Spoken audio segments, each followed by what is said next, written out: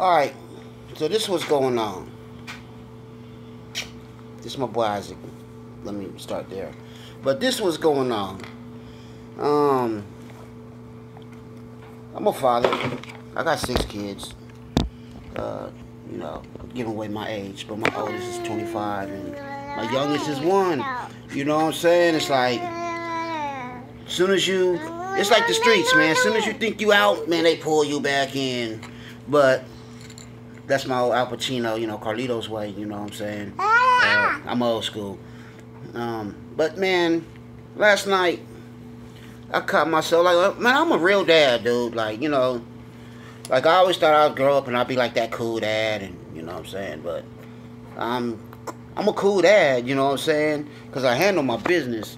But I caught myself like actually having to negotiate a contract with my kids last night. It was just like the weirdest thing in the world, because I always grew up like, man, I snatch my kids by the face, and, you know, they act up. My kids don't act, my kids don't follow my rules, I'm gonna have that ass. And it's like, when you become a parent, man, it's not like that. You know what I'm saying? It's like, I'm over here like, man, please, sign this contract. You know what I mean? I don't know, it's just kind of crazy. But, I noticed, like, with not just my kids, but all kids, man, it's like this generation, they want everything like fast food, McDonald's, just like immediately microwave immediately. So it's like if they do a chore, they want their allowance like on the spot, like, where's my $5? You know what I mean? Then they walk their laundry up. Where's my $5? Like, partner, that's your laundry, homie. Like, oh, I clean my room. Partner, that's your room. Like, that's not a chore. So yeah, I don't know what it is, you know, but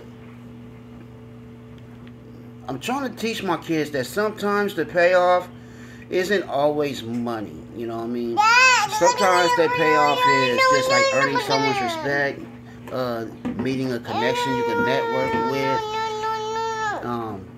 maybe having some sense of self-worth, integrity, and maybe just building positive habits that you're developing now, but you could utilize throughout your whole life, like showing up on time, being prepared, being presentable, actually doing the work.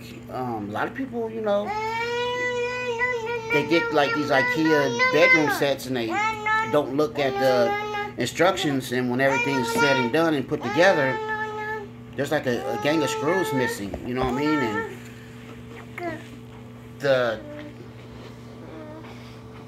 dresser might still be put together, but with all those extra screws, obviously a couple of details were overlooked, you know what I mean? And those things could come to haunt you in the future when you're trying to put your clothes away and the dresser falls apart. You know what I mean? So I'm trying to teach these kids to pay attention to the details. They say small minds sweat small things. And I'm like, man, sweat those, because those are called details. You know what I'm saying? What are you doing? What are you doing? See, he's looking at the details of my ears. But, I don't know. It's just kind of crazy that I'm looking at myself and my kids, and, you know, man, I got some cool kids. I'm not even going to lie, man. I love them to death. And, if I had to choose kids, and, like, I could have a kid that was like me, or I could have them, I'd choose them in a heartbeat. Like, you know what I mean? I mean, my biggest issue with them is, like, maybe, you know, not eating right before bed, and, you know, it's bedtime. They're, like, trying everything in their power to stay up. It's like, I'm hungry, you know. Yeah, my issues are nil to none with them. My mom, I drove my mom nuts, you know what I mean? She would have been in, like, juvenile hall already. At age 10, I already did, like, 90 days. So. But, look at this guy right here. Yeah, I just got to set a positive example, you know, for my kids. This little one coming up right behind them. And, you know, hopefully with him, I won't need a contract to get up, make your bed, eat, do your homework, do chores, you know. Hopefully he'll just do it because he sees the example that his brother and sister are setting, and I'm setting, and that you know, he just have his video games on general principle because, you know, he got it like that. You know, each generation is getting better. You know, it's just crazy that, you know, I'm not as hard-fisted as I thought I would be. Even my 23-year-old Joey will tell you, man, my dad's never spanked me a day in his life. It's like, you know, I talk his ear off though, and it's kind of crazy because he used to think he was getting away with a lot, but I was really soaking him up with game, lacing him, and when he got older, I guess, I don't know, 19, 20, man, he calls me up at like 2 in the morning, and he was like, Dad, and I was like, what's up? And he was like, man, I get it. I get it. Then I was like, what you mean? And he was like, all the stuff you was telling me. Man, it happened just like you told me it was going to happen. Like, I get it, man. Like, I get it. You know, like, don't stop having those talks with me. And, you know, so sometimes I just want to let y'all know that when you're talking to your kids and it seems like they don't get it, it's not that they don't get it. It's that, you know, they're kids, man. Just know that what you're doing is right.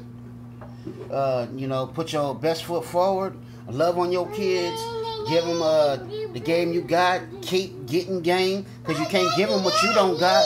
So make sure you keep getting it too, and pass it down to the next generation, man. And you know, I don't know. I learned this. I learned how to do a contract. You feel me? And it's comical. Like, I'm not even complaining about the contract. I'm just like laughing at myself because, you know, I'm not as hard as I, you know, parents always say that, man, I wish them was my kids. I whipped that ass. And, man, these little angels, you know what I'm saying? And it's kind of crazy because, like, they're actually honoring the contract. Like, I did not get up to wake them up today. I woke up, they were dressed, showered, and I was like, thinking in my mind, I wonder what them damn rooms gonna look like. Walked into the rooms, beds made, floors straight. You know what I mean? So it's like, they're getting it. Even though we had to do the contract, they're getting the other game. That's when you say you're gonna do something, you do it. You know what I'm saying? And that your work is a representation of you. So the first thing an employer or a teacher sees is your name. So always start with your name. Be proud of it. Write it perfectly. And then you go on to number 1. Do it perfectly. Number 2. Do it perfectly. Your work is a representation of you. If you turn something in sloppy, they're off top. They know you're sloppy. You're not mindful. And you're just turning it in to turn it in. You don't care about your work. You probably won't get hired just off of that, even if you got the credentials. How you do it matters. Even if you get it done, I said I would do this and it's done. Man, how you do it matters. So do it right. Do it with excellence. And represent yourself right. Make yourself proud. Make your family proud. And even though I had to get them to do that contract, they're doing the contract perfectly. And, you know, like, I got to be proud of that. So, that's all. Now, I got to finish cleaning up. And look what this boy did. He turned on the water. It's not dish soap. Johnson Johnson, because sometimes I do give him a bath. Look, but he turns on the sink water. And he, you know what I'm saying? Like, this boy is not playing. And now I got to give him a bath. I'm going to put that in the contract. No baths unless you did your chores, partner. All right. Peace.